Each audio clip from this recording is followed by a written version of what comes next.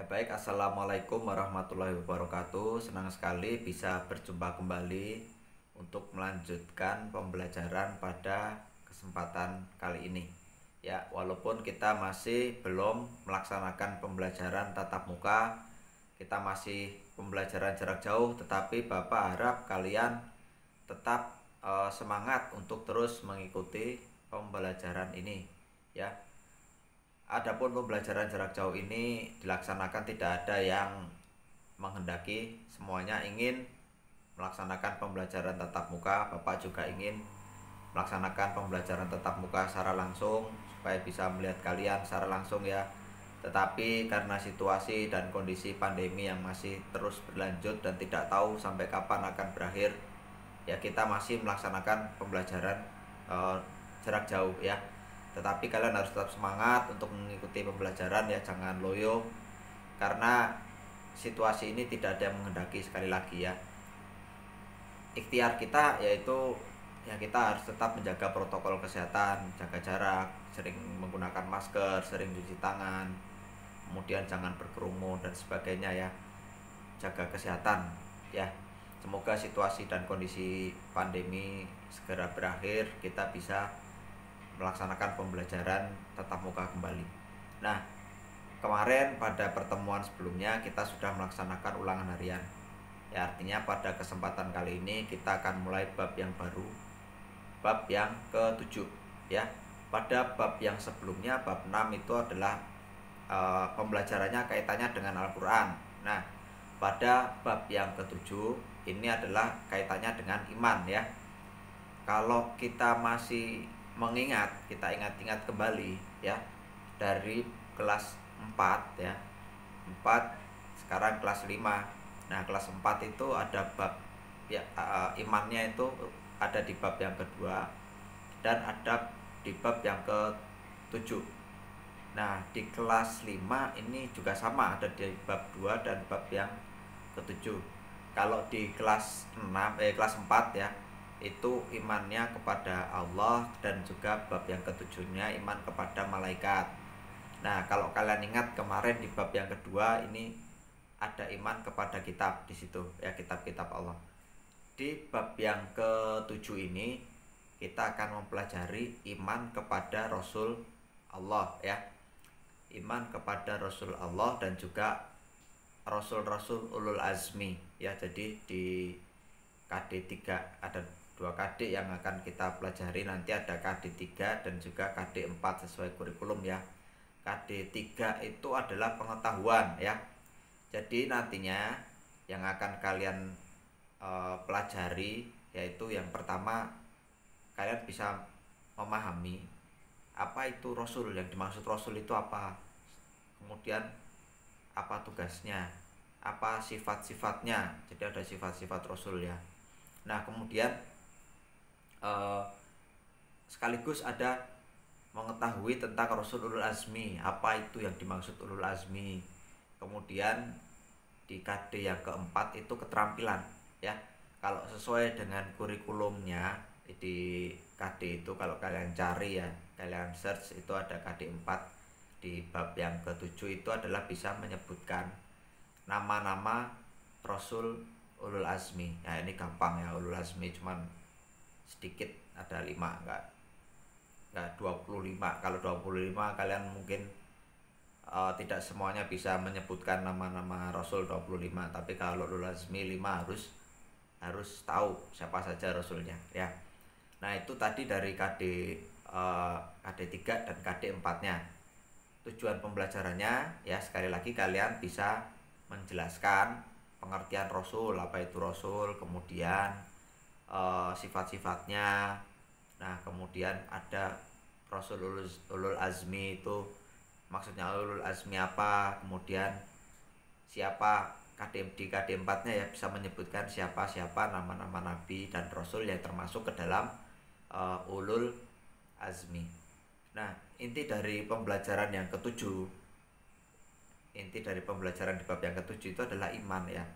Seperti yang Pak Imam sebutkan tadi ya, di kelas 4 mempelajari iman kepada Allah, iman kepada malaikat, ada iman kepada kitab, ada iman kepada Rasul. iman itu apa sih? Dari kata dasar iman itu adalah artinya adalah percaya, ya.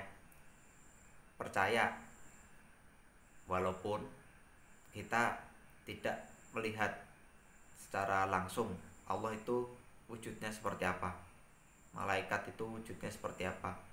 Nah, kalau kalian tanya ke Pak Imam udah pernah melihat Allah belum? Udah pernah melihat malaikat belum? Ya, jadi dari Pak Imam kecil sampai sekarang belum pernah melihat wujudnya malaikat seperti apa. Kemudian Rasul, apakah pernah melihat Rasul? Ya belum pernah, ya. Ya, jadi itu ada yang namanya iman. Itu adalah ya kita nggak melihat, tapi dengan menggunakan akal dan pikiran kita bisa melihat tanda-tanda dari ya kalau iman kepada Allah ya tanda-tanda tentang ciptaan-ciptaan Allah. Dari ciptaan-ciptaan Allah itu kita bisa melihat tanda-tanda bahwasanya nggak mungkin segala sesuatu itu tidak ada penciptanya. Seperti ini adalah melihat alam semesta, ya, melihat alam semesta di sekitar kita. Ini pembelajaran kelas 4 dulu, ya. Kita melihat matahari. Kemudian di situ kita berpikir, gak mungkin matahari itu tercipta sendiri tanpa ada yang menciptakan. Kita melihat bumi, ya. Kalau matahari sama bumi ini tidak ada yang mengatur geraknya, bisa-bisa tabrakan. Orang kereta aja yang sudah diatur jalannya, bis, kemudian mobil, motor itu sudah diatur jalannya, itu aja sering bertabrakan. Apalagi kalau matahari sama bumi tidak ada yang mengatur jalannya, ngacak gitu ya, pasti tabrakan. Lalu siapa yang bisa mengatur itu? Nah, itu adalah Allah. Yang bisa mengaturnya itu adalah Allah. Karena manusia mustahil bisa mengatur hal semacam itu. Nah, dari situlah kita beriman kepada Allah, beriman mempercayai bahwa Allah itu ada. Kemudian dari situ juga kita mengetahui bahwasanya Allah itu tidak menunjukkan dirinya secara langsung, itu karena manusia di bumi ini adalah tujuannya adalah untuk diberikan ujian. Nah, kalau Allahnya itu bisa mewujudkan langsung di sini, namanya bukan ujian, karena pasti manusia nggak ada yang berani berbuat dosa. Misalnya mau mencontek, mau mencontek, kelihatan sama Allah langsung, ya nggak jadi nyontek. Ada yang mau mencuri, dilihatin lah sama Allah langsung, nggak jadi mencuri. Ada yang mau berbohong, dilihatin Allah, nggak jadi berbohong. Makanya Allah sengaja tidak menampakkan dirinya di dunia ini. Tujuannya karena ingin menguji manusia. Termasuk di sini adalah Rasul. Adanya Rasul itu adalah untuk ujian, karena Allah itu tidak melepas hambanya begitu saja, dilepas begitu saja udah enggak, tapi juga diberikan bimbingan. Seperti halnya kalian belajar juga tidak langsung mulai bab 7 langsung ulangan, enggak ya, tapi ada pembelajarannya dulu. Tidak langsung tiba-tiba ulangan. Manusia pun sama, tidak langsung diturunkan di dunia langsung ujian dosa. Tahu dosa sama enggaknya dari mana? Ya dari Rasul tadi, ya. Maka dari itu ada ada hubungannya dari iman kepada Allah, iman kepada malaikat, iman kepada kitab, dan yang sekarang kita pelajari iman kepada Rasul, itu ada hubungannya. Nah, di bab yang ke-7 inilah nanti kita akan bahas lebih lanjut tentang siapakah Rasul itu, apa tugasnya, kemudian tujuannya Allah mengirim Rasul itu untuk apa. Ya, kita akan bahas pada pertemuan berikutnya. Karena ini adalah pertemuan yang pertama, maka Bapak hanya menyampaikan tujuan pembelajarannya terlebih dahulu dan sekilas tentang Rasul, ya.